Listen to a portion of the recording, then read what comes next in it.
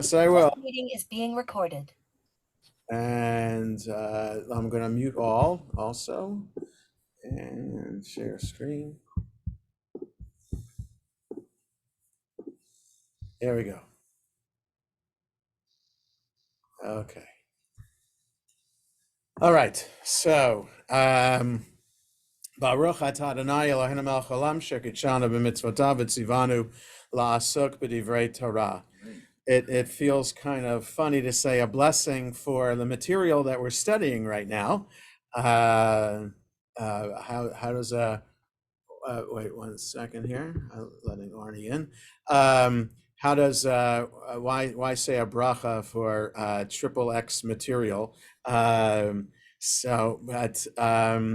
we will get over that part soon, but not yet, because I guess the rabbis just have to get this out of their system. So we're talking about from the Mishnah that, and if you're following with your own edition, it's 121 of the Koren Avodah Zara, but I can't tell you what page it is in the PDF. Anyway. So the Mishnah was that you're not allowed to leave your animal at an inn overnight for fear of what will be done to it. And one more coming in. So where we left off last time is with this midrash. Okay.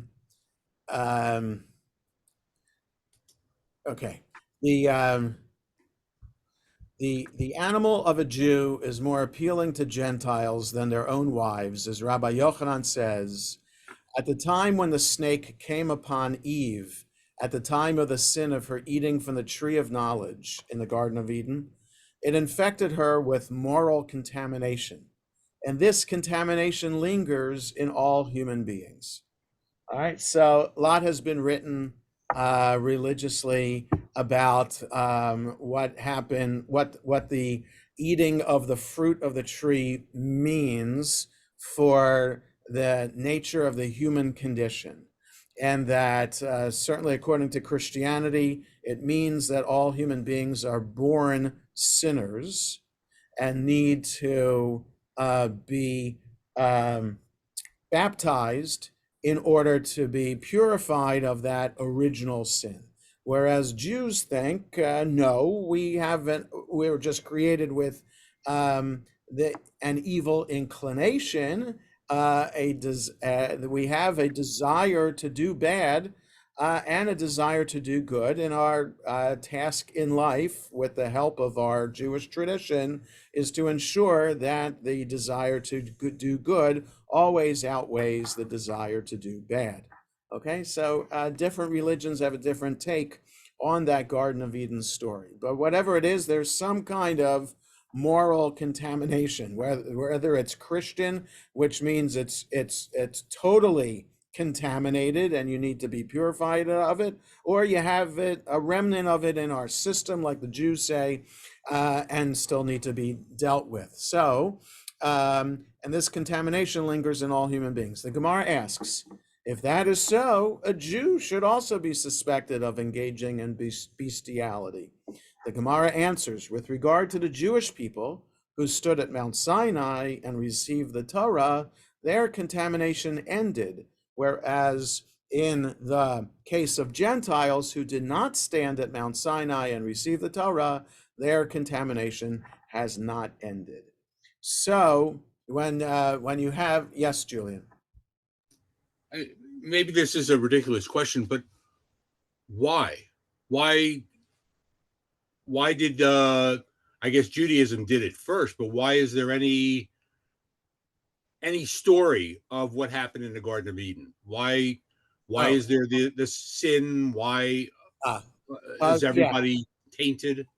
Right. So it's a good question, Julian, and it gets to what the Torah is. Is the Torah a direct narrative of events, actual events that occurred in history, and that God passed that entire Torah to Moses at Mount Sinai. So traditional Jews believe that, and if that's the case, then that raises other questions about the story.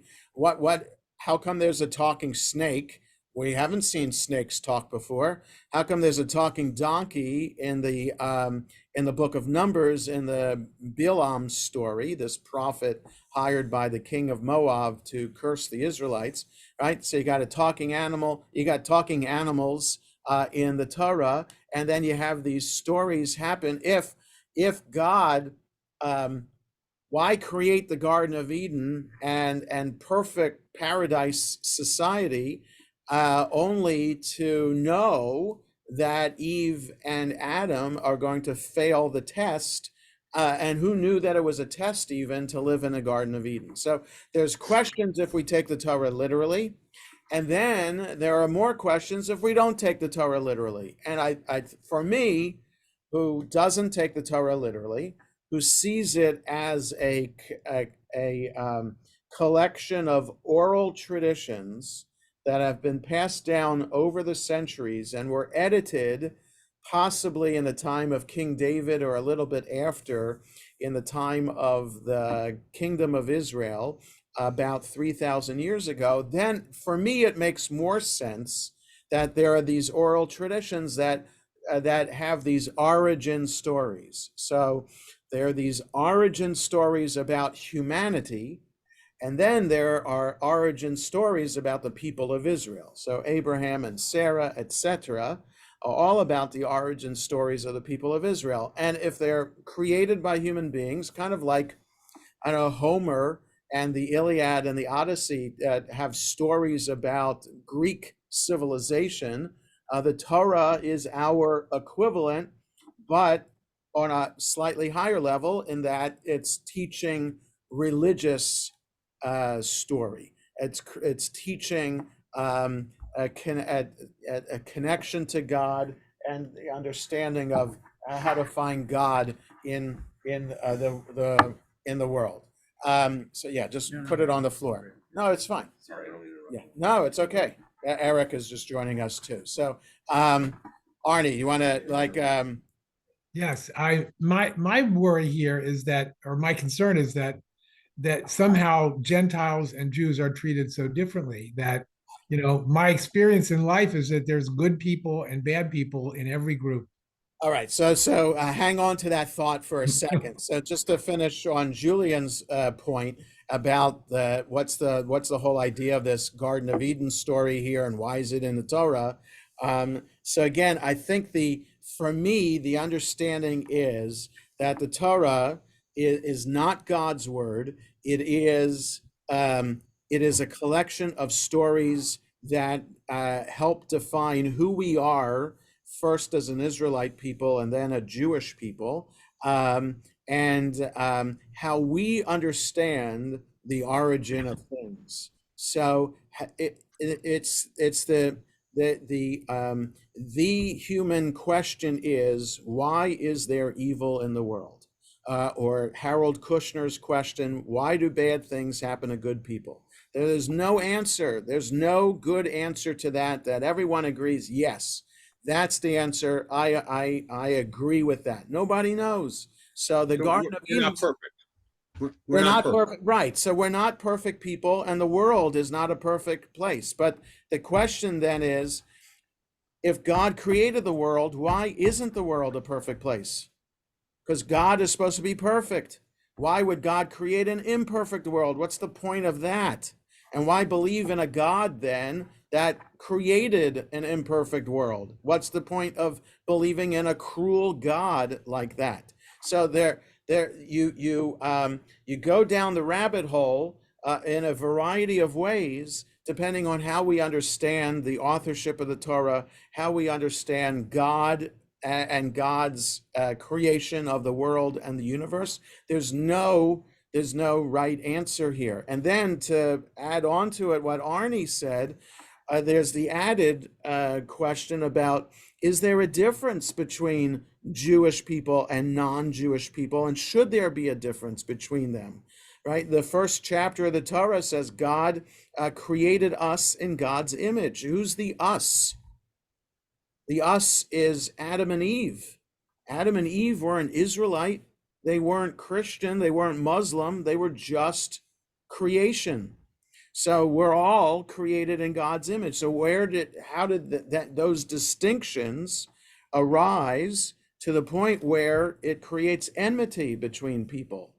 Right. So we have another origin story that we read yesterday in Shul about Jacob and Esau in Rebekah's womb, and them with the promise from God that they would both be the fathers of great nations. And then the week before, Isaac and Ishmael. So Ishmael, the Arab people, Esau, the Edomites. These are people that are our enemies. And then there's also a commandment in the Torah to wipe out the indigenous idolatrous population of the land of Israel when we go in to settle it. So the Torah itself commands the not only does the Torah highlight differences between Israelites and non-Israelites, it also commands the annihilation of certain non-Israelites. So what the Gemara is doing here is just expanding upon that. If it's in the Torah, then it has to be true, the rabbis say, and we have to deal with it. We can't omit it. We can't cancel it out. We have to deal with it. And they're living in a time when idolatrous non-Jews are not the nicest of people. The Roman Empire is not a nice empire to the Jews of the land of Israel. They're not nice to any non-Romans in the Roman Empire. So just look at how they dealt with Jesus, common crucifixion practice, and other modes of torture, throwing Christians to the lions, that kind of idea. It's not good. It was never good to live in the Roman Empire. So if it wasn't good, then it's much harder for the rabbis to say we have to rise up above the evil that's around us and say ultimately that all people are inherently good people. It's very, very difficult to say that. So it depends on the time that Jews are living in, right? So it's only in America that that it is common to find Jews with a progressive attitude towards other people. In other words, Jews having an attitude and advocating an attitude of all people are good people and we need to advocate for everyone. It's only in America, really, that you find Jews having that progressive attitude. It's possible you might have had it in Germany before World War II, kind of in late 1800s, early 1900s, in that progressive German society. And it's possible that Jews then could have had progressive attitudes towards others, but it's rare. I mean, you can count on one hand in 2,000 years of Jewish history where Jews have a progressive attitude towards other people. Steve. The Adam and Eve story, I mean, the interpretation that I was taught, which I can kind of go along with, is that God created people with the knowledge of good and evil, the tree of knowledge bit. And that's right. The whole point of the story, is that they were given that knowledge. That's what makes us different than other creatures. Right. Yes, but see, the thing is, that's the tree that we were not supposed to eat from. And it's the snake that tempts Eve, and then Eve tempting Adam to eat from it. So were we intended to eat from it?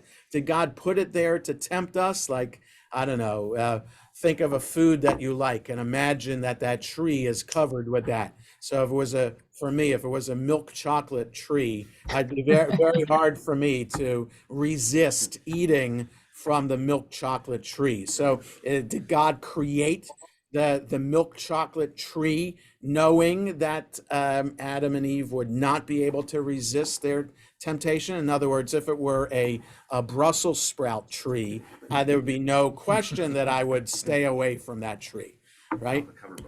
So, Eric, the chocolate covered, but yeah, would I lick the chocolate off the Brussels sprout in order to have the chocolate? Right. Yeah. Marlene. Okay, I just have a question. So, going back to when, progressive societies, or when Jews might have good relations with the other people around them. So how about in the golden age of Spain for about 500 years? Do you know what the society was like then? When Jews, yeah, So, okay. With the idea of a progressive society, that one idea is that I'm right and you're right. And that's not really an attitude that you find in the Middle Ages. Okay? So, I'm right, you're wrong, but I'll let you live here. That's the attitude in Spain. So when Jews thrived in Spain in the Middle Ages, it was in Muslim Spain, not in Christian Spain. Okay, so a little bit of history there. When the Muslim Empire spread through North Africa, it also got into Spain, and it quickly conquered the Iberian Peninsula. So by the year 1000, the entire Iberian Peninsula was Muslim. But then the Christians came from the north and slowly reconquered the Iberian Peninsula. So I only know this because of a class I took at Hebrew University, and that reconquering in Hebrew was the reconquista. So that maybe Spanish, I don't know, whatever. But that was the title in Hebrew of that class. So it's that transitional time. The Jews were in a position where they could be used by both the Christians and the Muslims because Jews knew Arabic and Latin. So they could achieve high positions in the royal court, but not in terms of ever becoming king or queen of Spain, but rather serving as treasurer or foreign secretary or some other role like that. And so because the Jews had a skill that could be utilized by both the Muslims and the Christians, they were given permission to live there until the church had a tremendous influence on King Ferdinand and Queen Isabella to say that the I'm right, you're wrong needs to be enforced by ensuring that everybody is Christian or they get driven out or killed because they're not Christian. Do you think that this ideology of viewing others as equal or played a big role in like Jewish involvement in the civil rights movement? The idea that sure. We were a minority. We also were looked at somewhat unfavorably, but we, in a big way, got behind. Absolutely. So, at the very beginning, like before the Civil War, there were Jews who owned slaves, right, and they were part of the slave trade. But and there were Jews who were abolitionists, and there were Jews who were anti-abolitionists. There were rabbis who were abolitionists and rabbis who were not abolitionists. So, but by 100 years later, in the time of the civil rights movement, most Jews were involved in that civil rights movement. How that came about, that would require a lot more nuance and a lot more that I'm just not, it doesn't come off the tip of my tongue as to it can't be answered in simple statements that Jews were progressive. Right. It's a combination of sociological things, immigrants coming in. Yeah, Michael is. Our view of law. Being somewhat of a historian, Jews have always been involved in social equality movements. The Jews were heavily involved in the labor movement. In America. In America. In America. But because it was permissible. Yes. Also in the socialist movement, both in America Yes. and in Europe, because it was seen as a method of effectively of social equality. Right. And that definitely comes out of the Jewish tradition. Jews are generally small d Democrats. That's inherent in the religion.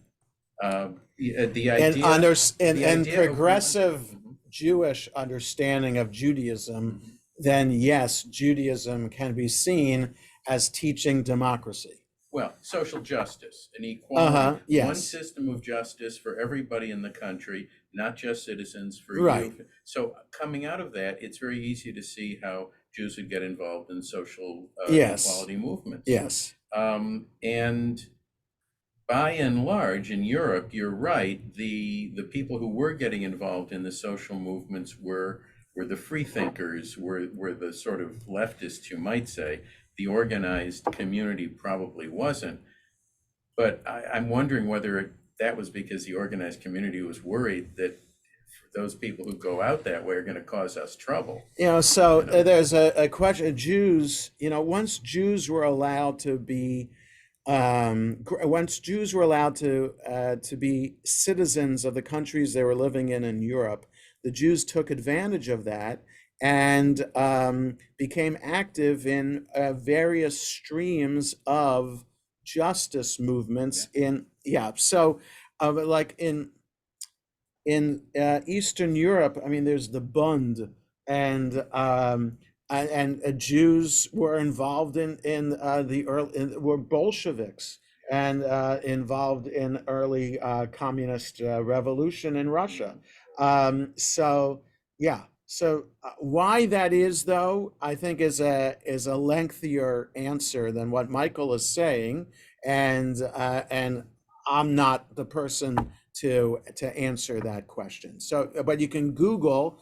That would then lead to some articles or some books about modern Jewish history, or modern Jews and social justice, or something like that, and there would be lots of stuff there. But it gets to this point, though, back to the Gemara, that Jews stood at Mount Sinai, non-Jews didn't, and that makes us less contaminated than other people. All right, just that language itself, that here reflecting that anybody who's not Jewish is contaminated, reflects the same idea that other religions have of others, right? This idea of the other being not just different, like just how Europeans thought of blacks, of Africans. They're just not just, or the in Native Americans when they came to America.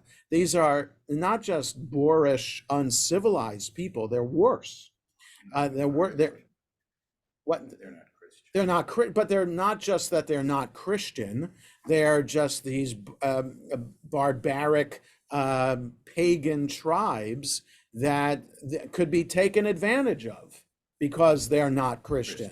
Okay, right. So that's, but so we might view this. I think an average person might view this as somewhat offensive, right? To see it. Sure. So I think what I would like to hear is, how are we as modern Jews to interpret this Gemara? Right. How can you help us to right? So we put this in this historical. We put it in its historical context. Yes. Okay. So that's number one. This was edited 1,500 years ago. So in that time, did you have anybody who had this sense that I'm right, you're right? Nobody had that kind of attitude in society at that time. Okay, there was sometimes. I can stipulate that. I can understand. Right. Yeah. So you put it in that context, but then, so if we want to say, how do we evolve this as Jews? What should we take away Right. from So this? are we supposed to have a different understanding of this midrash that with regard to the Jewish people who stood at Mount Sinai and received the Torah, their contamination ended, whereas in the case of Gentiles who do not stand at Mount Sinai and receive the Torah, their contamination has not ended? How, as Jews today, can we understand that midrash? So, yeah, so there is an understanding. What about Jews who convert to Judaism? Okay, so all of a sudden, that conversion process takes out their contamination. They didn't stand at Mount Sinai, but there is an understanding from these same rabbis that anybody who converts to Judaism somehow is included among those Jews who stood at Mount Sinai. We ourselves here today on this Zoom class or in my office did not stand at Mount Sinai.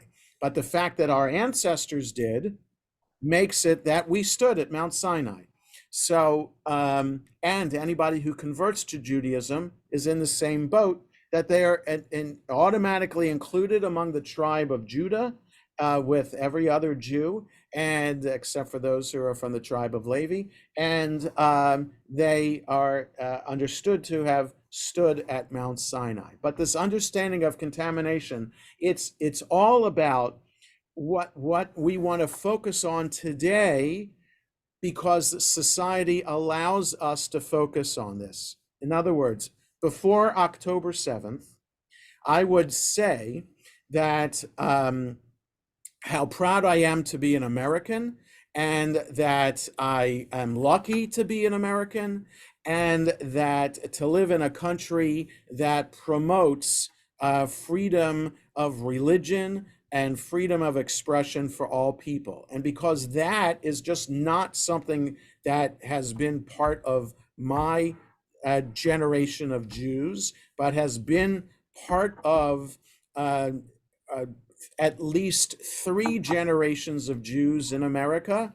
And so it becomes part of the American Jewish psyche that religious freedom is an American concept and then becomes a Jewish concept.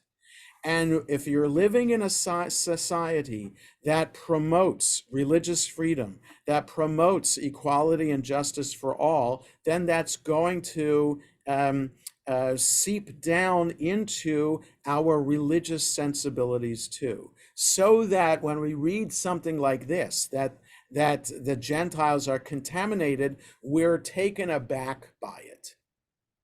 Now, after October 7th, as a Jew who stands strongly with Israel and sees what the monstrosity of that Hamas unleashed on Israel, then it's not such a leap anymore to say that some segments of world society is contaminated. And with the exponential rise in anti-Semitic incidents in America since October 7th, when we might feel more isolated and alone, then our attitudes might shift. And we might start thinking, maybe the rabbis weren't wrong after all. So I'm just suggesting that. I'm not saying it's right or wrong. I am suggesting that what happens in society around us and how long that is happening in society around us will naturally influence our attitude towards other people. If other people are nice to us, and they are nice to us for a long time, then naturally we will be nice to them and see them in a more favorable light. But if they're not nice to us, and this is, again, it's oversimplifying when I talk about 2,000 years of Jewish history, and most of the time is persecution and oppression. Well, yeah, but not all of the time, not all those 2,000 years was every Jew throughout the world always persecuted and oppressed, but the flood of persecution and oppression and those episodes throughout that time makes it seem as if that's the nature of Jews vis-a-vis other people. Okay, so that yeah, it doesn't, in American Jews reading this might be taken aback by it, but I would say a French Jew today, an English Jew today might not be taken aback by this. Seeing 300,000 people march in a pro-Palestinian march, and some of them screaming out slogans of "From the river to the sea, Palestine will be free," might not feel so bad about reading something that their contamination has not ended. And I would say then that that's dangerous. Ideally, Jews should be above the fray. But it's hard to live above the fray while you're a hostage in Gaza. It's hard to live above the fray when your entire kibbutz community was slaughtered and brutalized. It's hard to live above the fray when your child in public school is coming home and saying they've been bullied by somebody else and been told that they're a dirty Jew, which is happening in Montgomery County public schools today. And so it's hard. It's really, really hard to maintain a more saintly kind of attitude to other people. It really is. And I think that it's okay for the Gemara to sink to that lower level, and sometimes, and to look for then ways in which some rabbis are arguing against it. Every now and then, rabbis will argue against it, and that's either because that rabbi is a saintly rabbi, or that's a rabbi who's living in a place where it's not so bad the encounters with non-Jews. I wonder if our experience of living without that fear is somewhat unique. You know, you go throughout Europe, give you a couple examples. I was just in Rome. Yeah. And when you go to the Jewish area there, on every corner there's a guard booth. That's right. If you go to, I was in Turkey. Right. In front of the synagogue. Yeah. There's a guard booth. So they've been living like this. They've been living like this for decades. Yes. Right. And I've gone to synagogues in those places. You have to give your passport, right? You have to go through a really, really major security to get into, and then you feel, oh my goodness, is this really safe? Right. And how is it worth it to be Jewish to go through that? Get into a museum, it's kind of awkward. Right. Yeah. So it's just more than awkward. It's scary. Well, scary. Right. If it's supposed to, so that's the irony of it. It's supposed to make us feel safer, but at the same time, it's scary. Right. So yeah, it's and we don't know it. And as tourists, okay, we're there for a little bit of time and we come back to the safety of America. But living like that, you wonder. It's no wonder that there aren't that many Jews in Europe today, and that the Jewish community that is in Europe, the large ones in Paris and London, it's not so great. It's like it can turn on a dime, whereas in America, it might turn on a $50. Okay, right? The coin is a little bit bigger, and the turn will take a little bit longer.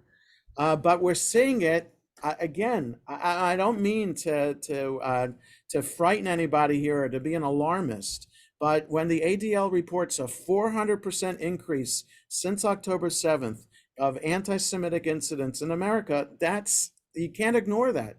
You can't ignore that, and you can't help but put that in the context of Jewish history vis-a-vis the other, because that's how Jewish history has been until 1948. And now, when the state of Israel's existence was threatened on October 7th, and the world doesn't seem to be giving Israel that much leeway in its response to October 7th, you wonder as a Jew, who am I? What am I doing? What is my relationship to Israel? What am I supposed to do to survive and see any hope or optimism around us. So all of that coming from the snake in the Garden of Eden. Yeah, that's Well, the this portion, right, was yeah.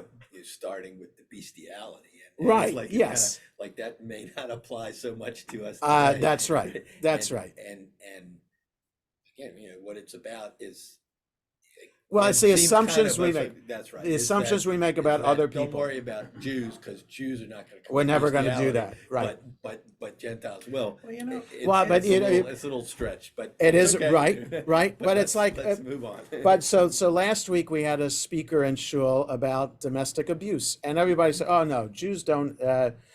Jewish couples, domestic abuse doesn't happen there, or addiction, right? So alcoholism. Oh, Jews aren't alcoholics. So right. So it's these perceptions because Jews are better. We know better. We're more moral. We're able to control our impulses. It's a crock because we're just like everybody else. And it has taken a long time for the Jewish community to recognize that and support organizations that help out. Oh, also poor. The Jews aren't poor, right? And the poverty in the Jewish community may not be the same as in the broader American community, but there are lots of poor Jews around. So these perceptions that Jews are better off, are more morally advanced, that they are not subject to addiction or abuse or anything like that, is wrong. And so, yeah. So Israel's a good example of that. A country. You've got lots of poverty. You got lots of crime. Right. I mean, you have Yes. examples of absolutely very heinous things, criminal things. Yes, right. But then again, Theodore Herzl hoped for the day that there would be Jewish prostitutes and criminals in Israel. That means that we're part of the world community then. We're just like everybody else. So, yeah. On the other hand, Yeah. If anybody went to the rally during the middle of the week, Yes. It was a remarkably interesting situation. After the Jews left, Yes. the place was clean. Uh-huh. There were news articles about the fact the Jews left the place clean. Uh-huh. The Palestinians who were there before left it an utter and complete mess. Paint all over the Well, place. With the trash all over the place and everything else. So there was a small rally of pro-Palestinian rally in front of the Democratic National Committee headquarters, which was turning violent, right, against the police. There was nothing like that with the rally. Nobody arrested. Somehow I think we had good toilet training. All right, okay, but so not perfect. Nobody's perfect.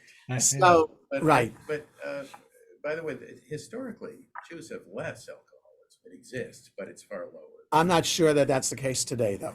I'm really not sure that's the case. Did it change that much in 30 years? Yes. I'll have to go read this. Yeah. I'm almost. There's a Jewish Alcoholics Anonymous. Of course, there's a Jewish Alcoholics. But you should Google Jewish Alcoholics Anonymous to find the statistics.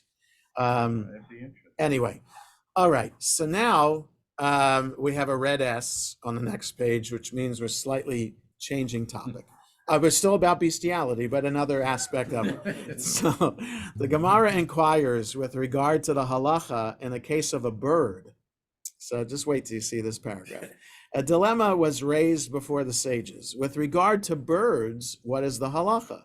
Are Gentiles suspected of engaging in bestiality with birds? The Gemara suggests, come and hear a proof that they are suspected of doing so. As Rav Yehuda says that Shmuel says in the name of Rabbi Hanina, I once saw a Gentile. I read this ahead of time and now I'm reading it out loud. And it's, I once saw a Gentile who bought a goose in the market, engaged in bestiality with it, strangled it, roasted it, and then ate it.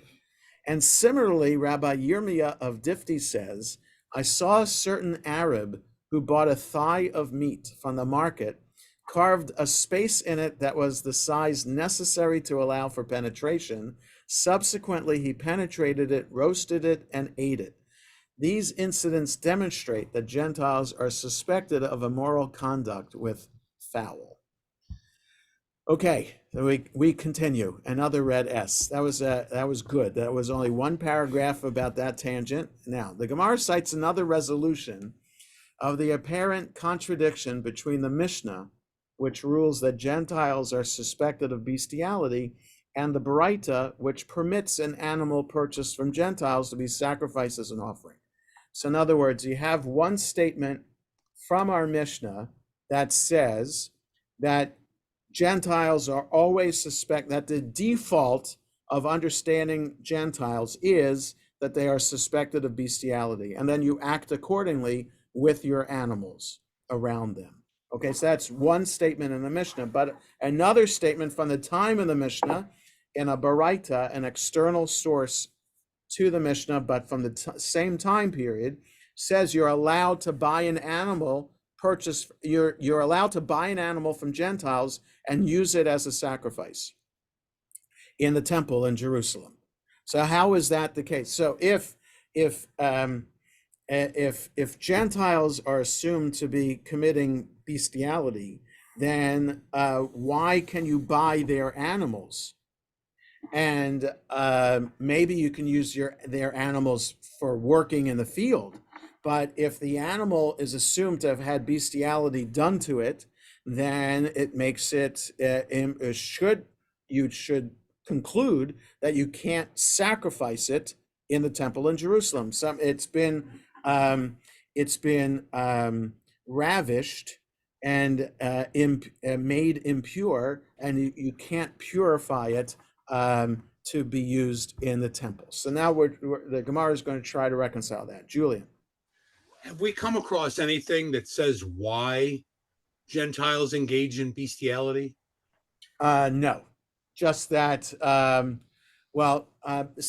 the another story about the Garden of Eden is that the snake didn't just entice Eve with fruit, but that they engaged in intimate relations.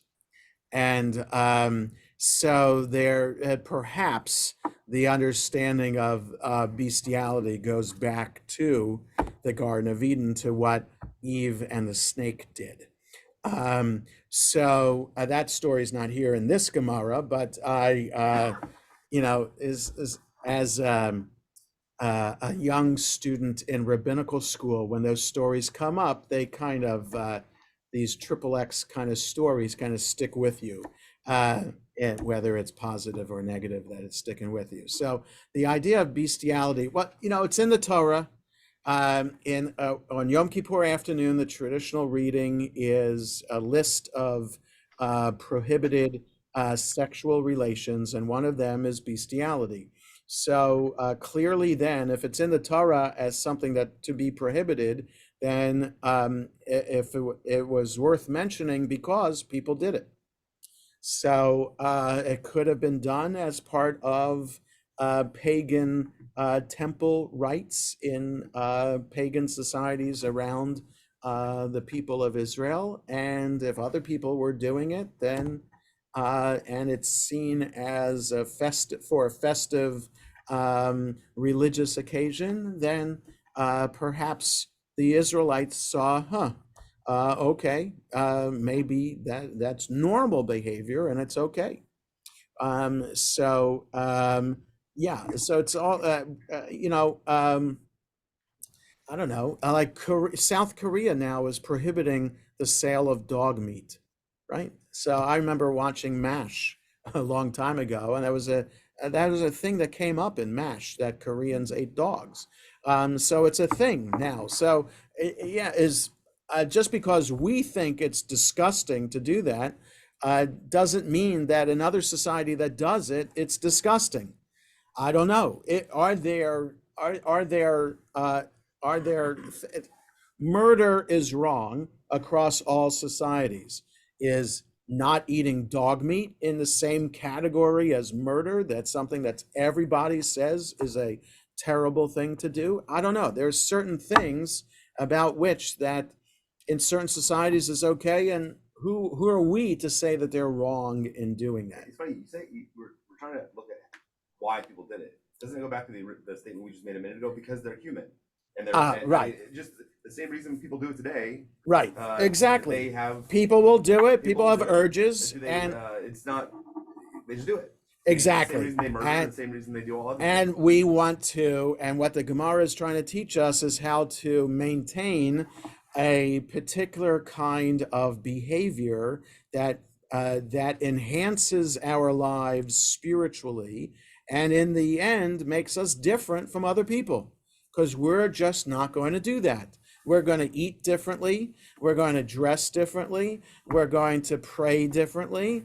We're going to act differently, and it will lead to other people making fun of us, disparaging us, but we're still going to maintain this different, more sacred outlook on life. Yeah. Okay.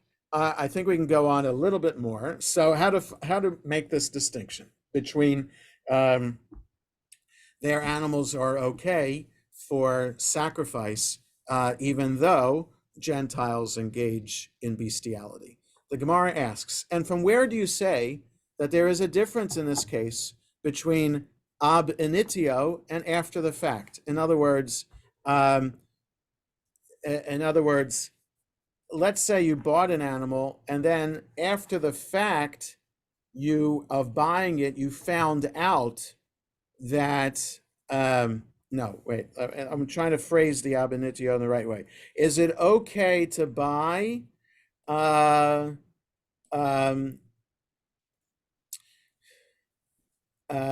trying to maybe the okay, so I'm not being able to spell out the ab initio. From the beginning you can't do it, versus after the finding out from the beginning it's okay, but after the fact, if you find out, it's not good. So as we learned in the Mishnah, a woman may not seclude herself with them, Gentiles, because they're suspected of engaging in forbidden sexual intercourse. And one can raise a contradiction from another Mishnah with regard to a woman who was imprisoned by Gentiles. If she was imprisoned due to monetary matters, she is permitted to her husband, even if he is a priest, as there is no concern that she was raped. If she was imprisoned due to capital offense, she's forbidden to her husband if he is a priest, as the captors would not restrain themselves from raping her. The first clause of the Mishnah in that tractate where we got this from, Ketubot, rules that a woman who was imprisoned in seclusion with Gentiles is not assumed to have engaged in intercourse with them. This apparently contradicts the statement of the Mishnah here, which rules that a woman may not seclude herself with Gentiles. In other words, do Gentiles always engage in illicit sexual behavior or not? It depends on what you're imprisoned for. If you're imprisoned over monetary matters, you can safely assume that this woman has not been violated. If she's abducted and imprisoned for a capital offense, then you can assume that she has been violated. So the question is the assumption.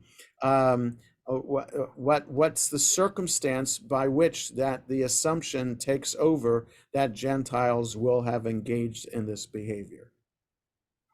So in other words, that what the rabbis are trying to do is add gradations to the level of assumptions. Are Gentiles always engaging in bestiality or sometimes engaging in bestiality? Are they always raping women or only sometimes raping women? And is it then fair to apply these different circumstances to that? The idea of a woman being permitted to her husband is just the idea that a Kohen has to maintain his elevated holy status within the community. And that pertains to who he marries and over the course of the marriage too. Whereas a non-Kohen might be permitted to stay with his wife, whatever happened to his wife, a Kohen might be forced to divorce his wife in a situation like this if his wife was violated against her will. Arnie. And what's the difference between money matters and capital offense?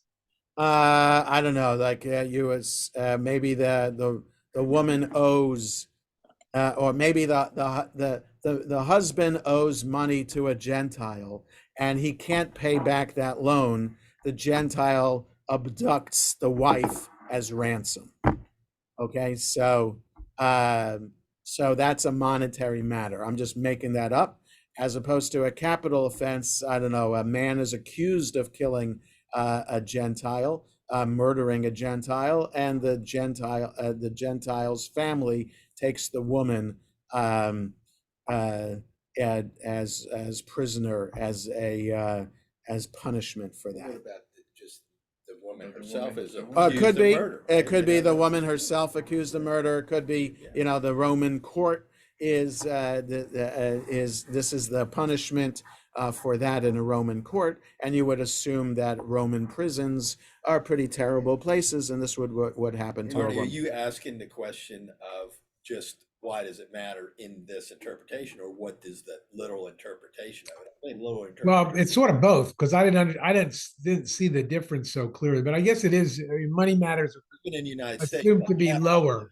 those defendants are treated differently. They're Yeah. put in a higher security. Yeah, prison, that's right. A I was lot gonna say. rougher place where Right. they, the guards don't take any crap, and they Right. abuse, the most dangerous criminals. I Right. think Or that's what it's to trying look to at it say. very practically, if they're trying to get money out of whomever, if they treat the woman badly, they're maybe not getting the money out. So at least they'll try to protect her. But if it's a capital offense, she's dead anyway. Who cares? Right. I'm Yeah, thinking, there's that In too. modern times, you mentioned that if the wife of a Kohen Yes. was raped, Uh-huh. you're saying that they would have divorced. They'd be forced to Now, divorce. does that Yes. still happen now? In the ultra-Orthodox community, that would happen. In non-Orthodox communities, so in a Kohen is not allowed to marry a convert and not allowed to marry a divorcee. So in non-Orthodox world, I would officiate at a wedding of a Kohen and a convert, or a Kohen and a divorcee. It's not a problem for me, because the issue is the temple isn't standing in Jerusalem and a Kohen isn't working in the temple anymore. So why punish a Kohen in that way today with that relationship? But in the very Orthodox, and certainly in the Orthodox world, Kohanim do not marry divorcees and I think converts. this thing is even saying further, again, probably ancient times, that if the wife was kept, and even though you don't know if she was raped or not, Still. she's like discredited. Well, it and you have depends. to- Well, yeah, so that's the according to this question. rule. If a wife is taken and she's married to a Kohen, is a Kohen always going to have to divorce her? Or are there This certain is times? saying, Right. when It yes depends. and Just when the no. idea Right. of it Yeah. is Right. enough. Right. Might be enough. That's right. Tarnishes his reputation or his cleanliness, I guess. Right. Because he's associated with her and you don't even know what Right. happened to her. Then there's That's- the other side of it in the practical administration of the rules. Yeah. What would the rabbis at the time have done? Since Right. as a practical matter, Yeah. they decided that you don't have a Ben Sorere Mored doesn't exist. A stubborn and rebellious child doesn't exist as a That practical one, but matter. that one they said we don't do that anymore. We don't execute the rebellious child anymore. But that's that, and also we don't chop people's hands off who chop somebody else's hand off. Right.